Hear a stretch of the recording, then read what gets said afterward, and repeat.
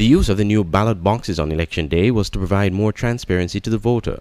So explains Supervisor of Elections Elvin Bailey during an interview with Everett Webo Herbert on Vaughan Radio Tuesday night. There has been consternation from commentators and some of the electorate that the transparent boxes did not confine with the electoral laws, as they were not as secure as they should be and did not conceal the ballots like the traditional ballot boxes.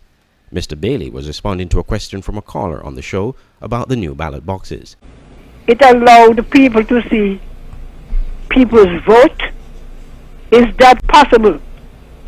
Because I'm not aware that anybody's name is written on the ballot. Now, the boxes, and I thank the caller for mentioning the boxes. The boxes are the international norms. They have been recommended time and time again by international observers. We tested those boxes in the by-election in Nevis. We had these specially ordered. One elderly voter said to me, "I was so happy to watch my vote fall to the bottom of the box and realize that there was no false bottom in there."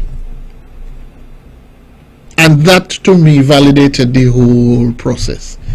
The boxes, you could see something is being dropped in it, but you couldn't see any details because the boxes they're deliberately designed to give that level of transparency and that level of opacity. Mr. Bailey acknowledged the late opening of one of the polling stations in Constituency 1 on election day.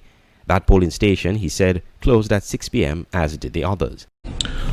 It is true that a few of the stations opened later than they should have. I was driving along the road around 8:30 when I got a frantic call, that certain polling stations were not yet opened and people were in line and becoming frustrated.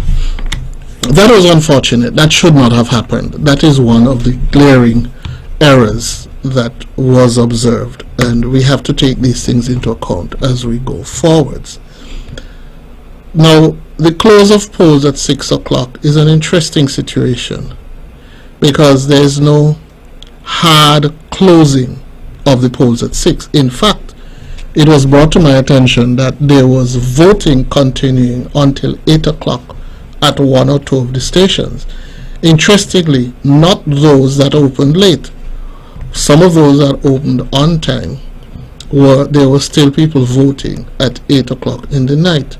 That is allowed by law. Meanwhile, Mr. Bailey said his office will be increasing its public education drive so as to educate the nation on the electoral process.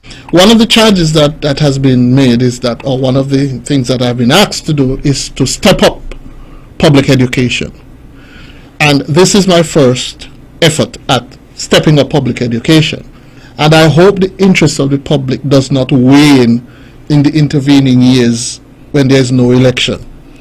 Because we did some serious work in the interim, and it seemed, well, I believe some people listened, and there's heightened interest. And my job now is to make sure that that interest does not wane and to keep coming, and we will call on the media to help us to keep the public informed. While local NGO observers and the CARICOM observers have said the election was free and fair, there have been several challenges to the results.